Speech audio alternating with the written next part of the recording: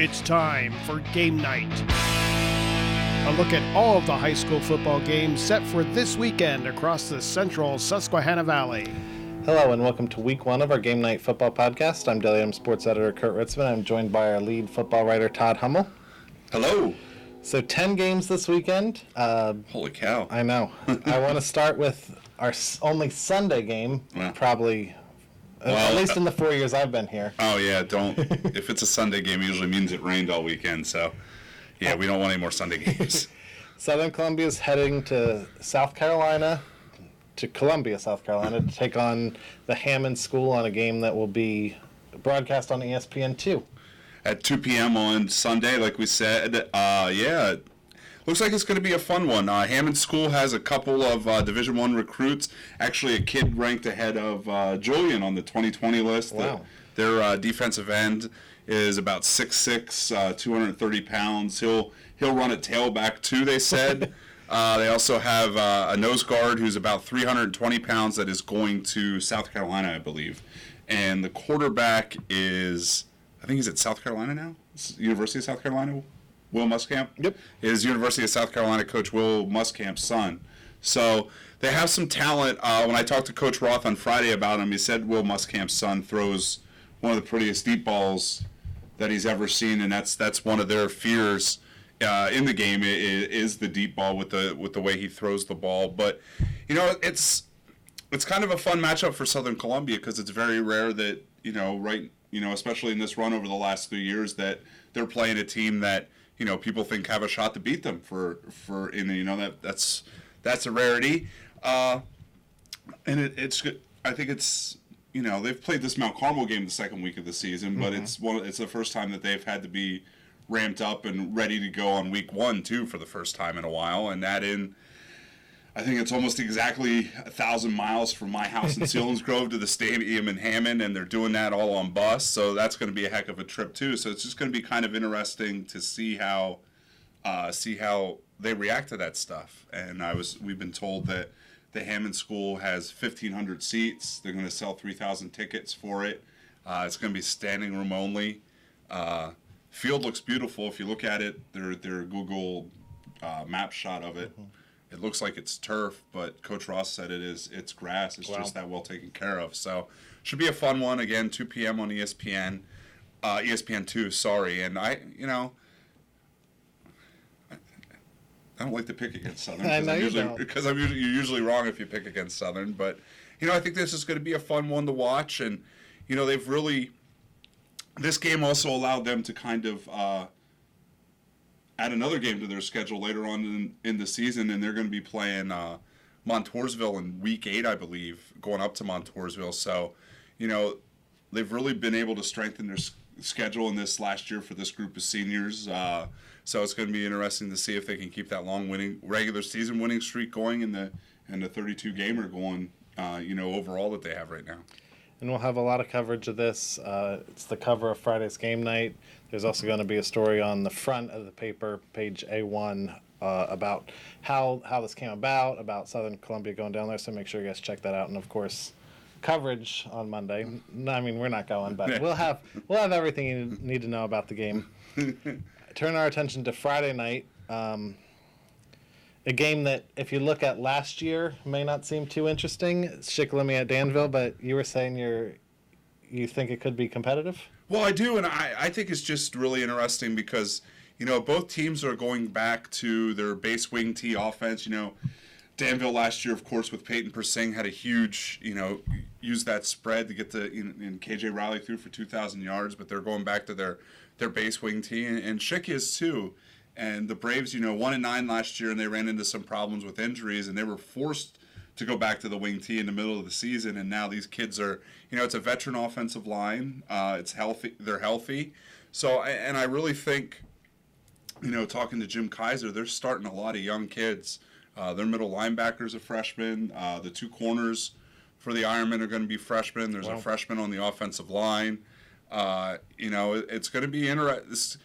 He spent a lot of time in the preseason really, talking up this freshman class, but, so it's talented, and, that group that just graduated was a pretty talented freshman class too, but there is some growing pains, especially with some of the teams that Danville plays. But this is a pretty good matchup for them in the opening season, and I think this is exactly what Schick needs too. This is obviously this is probably a winnable game for them, and getting off to a good start is going to be huge for the Braves, who I think feel they're going to be much improved this season. Our game of the week is Lewisburg at Selinsgrove. Our preseason game night, which is going to be in Thursday's paper. Cover stories: Max Moyers, Lewisburg's running back, went over 2,000 yards last year. Selinsgrove also has a couple nice offensive pieces come back, in Nate Schoen and Danny Schock at quarterback. So I guess how do you see this one playing out? Well, this is going to be it's the first week of the season, but this one, Selinsgrove these first 2 weeks is going to go a long way to see where they stand in Division I of the Heartland Conference, with Jersey Shore next week as well. The Green Dragons are going to be fairly simple this year. They want to get the ball in Max Moyers' hands as often as possible. You read a little bit in the story tomorrow. They don't plan on, might not be 30 carries between the tackles. They're going to try and get him the ball in space a lot more, and do things like that. And they're really excited about, their young skill position players. Ethan Dominic is their leading sophomore, is their leading returning receiver.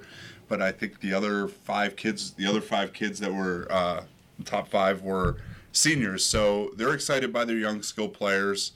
Had a little trouble on Saturday in the scrimmage that I was at with Montoursville, but I think that's going to happen to a lot of teams. So I don't know how much you can read into that. And the Seals, again, Nate Schoen and senior Dean Hollenbach are going to be the tailbacks.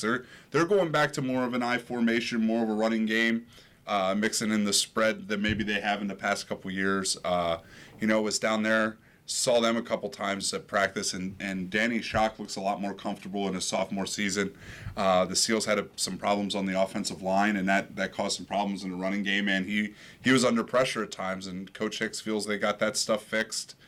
This is pretty intriguing, too, because I'm not sure that people know what, other than Nick Shedleski, who's a 4-year starter, and again, Moyers, what Lewisburg has, and, Selinsgrove is coming off an uncharacteristic losing season, and I think people kind of feel that they're an unknown right now as well. We have a third game on Friday night featuring two teams we cover. Milton's headed down to Shamokin. The Indians getting ready for year 2 under Henry Hynoski. Milton has a lot to replace, but this was a exciting back and forth game that went right down to the wire last year. Yeah, and I kind of think that, being able to pull that one out kind of propelled Shamokin to that 6-6 season a season ago. And I think, a second year under Hynoski, the kids kind of know what to expect, and vice versa. They suffered, they were going through a quarterback trying to figure out to replace Colin Bowers, and lost one of those candidates to an injury on Saturday in their scrimmage. It looks like senior Nate Grimes is probably going to be the starter.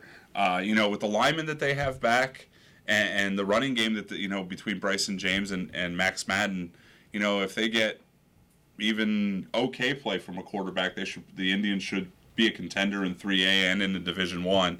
And, for Milton, we really thought they were going to be able to rely on Jason Valadares this year, and it looks like that he is at least not playing this week, and did not come out for the team.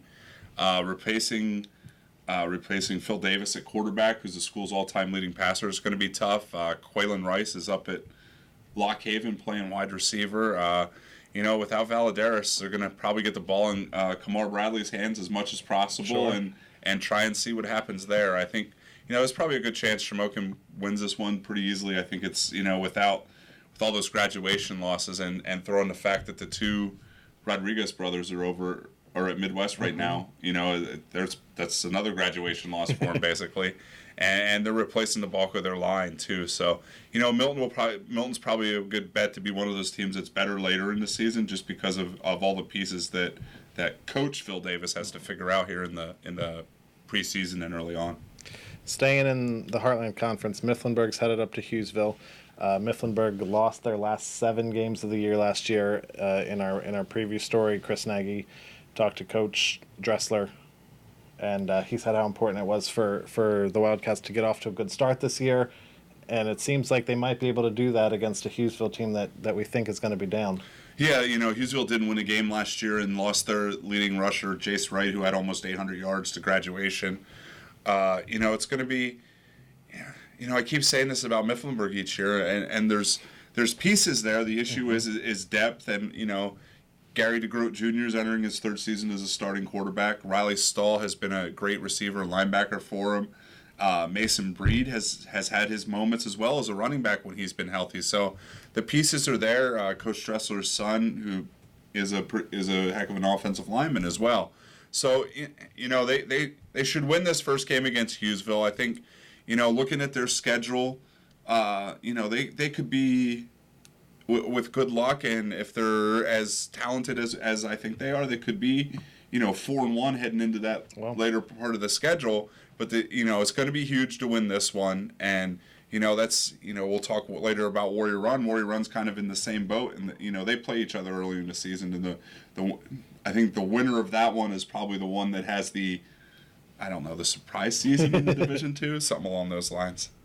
I feel like we spent 6 weeks last year talking about who was going to jump up between Mifflinburg, Milton, and Warrior Run in that division and that district class. This close. I know they were. So let's jump to Warrior Run. Have a non-league rival hosting Muncie on Friday night. Starting year 2 under Chris Long, the kids seem real excited. Coach seemed excited about the kids having a better grasp of what he's trying to do. How do you see the Defenders? I was going to say, that's a team that played much better at the end of the season last year as well. And, Muncie suffered some graduation losses. I think the Defenders might be the favorite in this one. And this is another team that probably needs to get off to a good start to have a successful season. They have Remington Quarterman back at quarterback.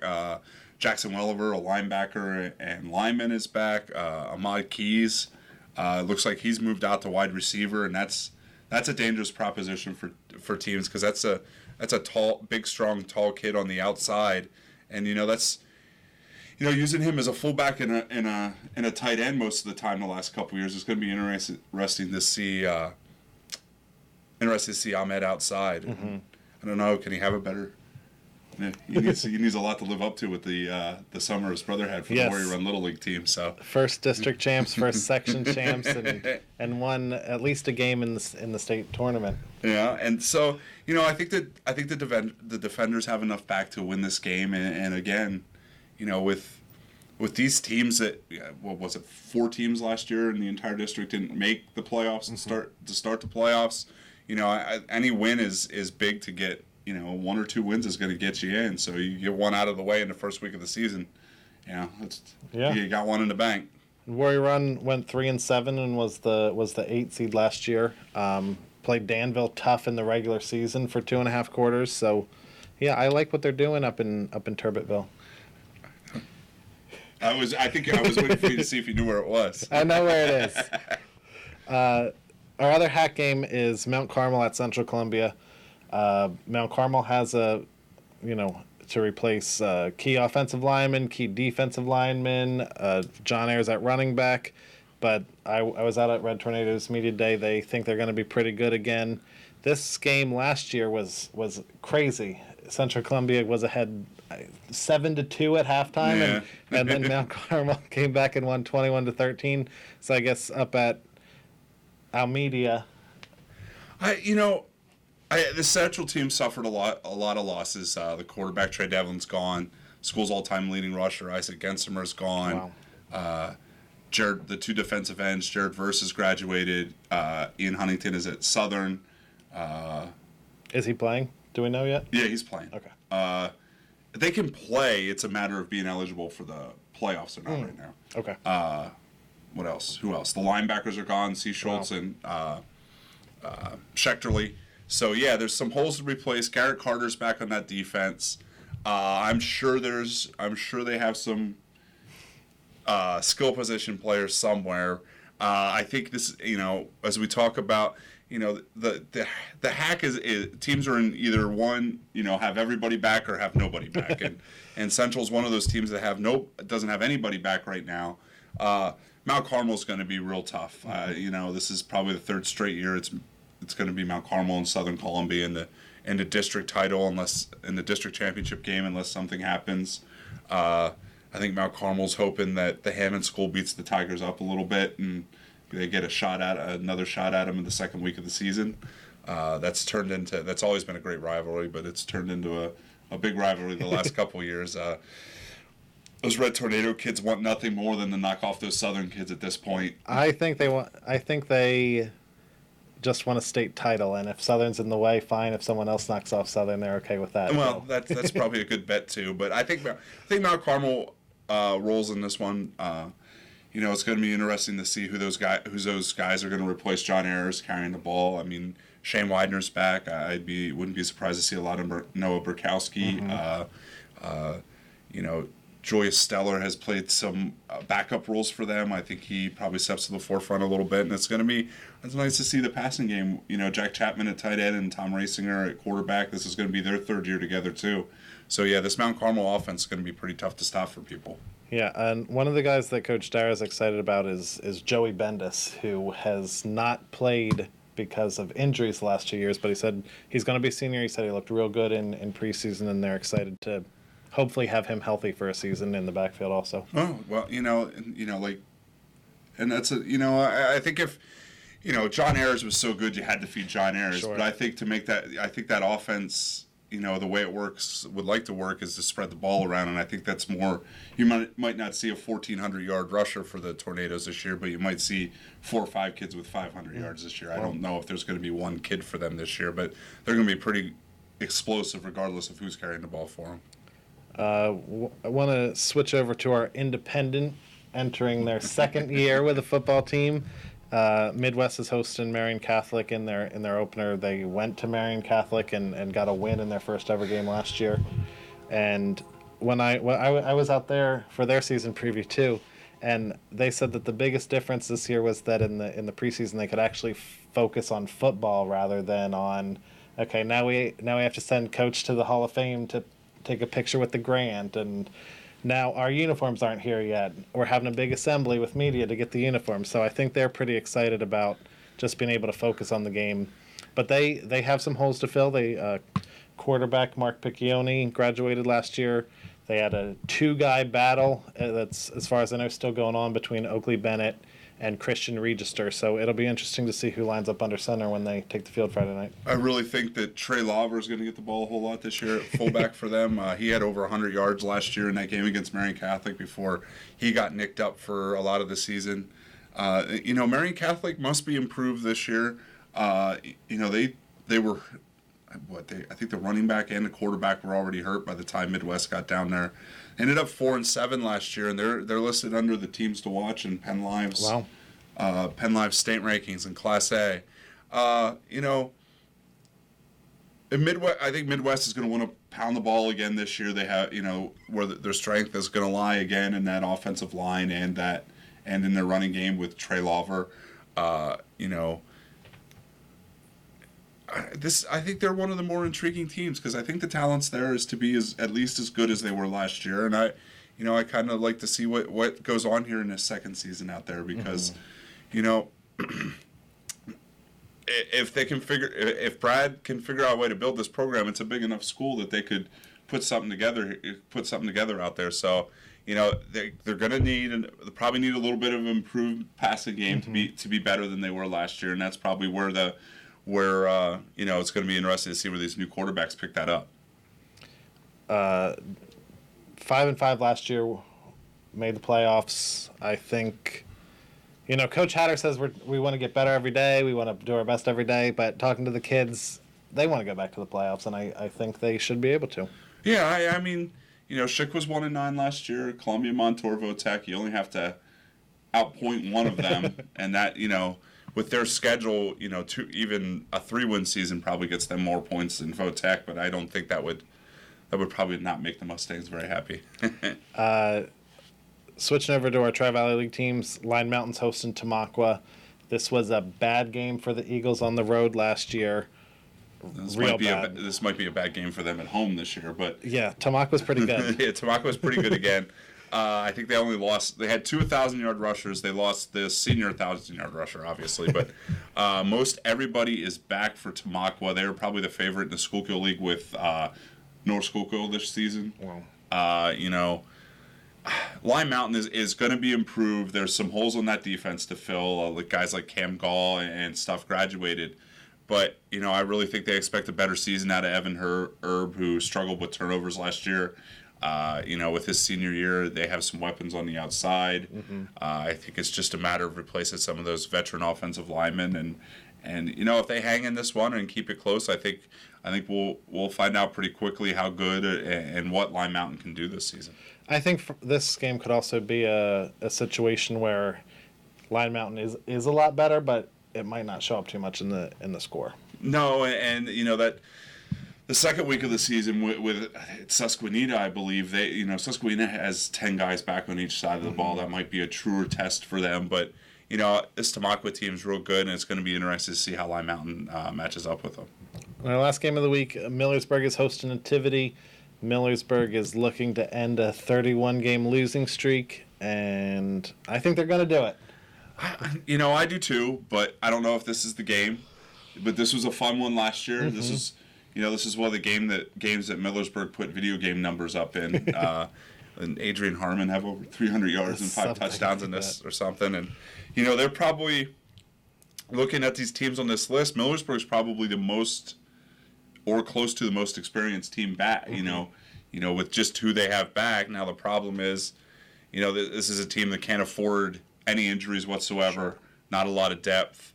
That co-op's coming next year with Upper Dauphin, and I really think these kids really want to get a win before that co-op happens, obviously. But yeah, you'd hate to lose your last 41 games as Millersburg. Yeah, that's true. I can't argue that point. Nativity lost some seniors from that team last year. This is not a Nativity that Nativity was, I think, one game over 500 last year and made the Class A playoffs down in District 11. So they weren't a bad team last year, and Millersburg gave them all they could handle. Now, it's just a matter of staying healthy. Mm-hmm. It sounds like Harmon's going to be the quarterback again. They're going to have to replace Logan Snyder out wide. He's probably their biggest loss to graduation, he and the lineman Caprio. But if they can spread the ball around and score some points, Millersburg is going to keep themselves in a lot of games with their offense. The issue is they could not stop anybody from running the football last year, and that's going to be the big thing for them this year. Is can they get any stops whatsoever? Sure. All right, that's our breakdown of the Week 1 games. We got a lot of good stuff coming up for you guys. And Thursday's Daily Item, we've got our preseason game night. And Friday's Daily Item, we've got our Week 1 game night, Todd's picks and column. Saturday, we'll have all the results from the Friday night games. Then Monday, we'll have Southern's game and a notebook. So plenty of stuff for you football fans coming up. And we'll see you guys next week for Week 2 game night podcast. Thanks for watching. Thank you.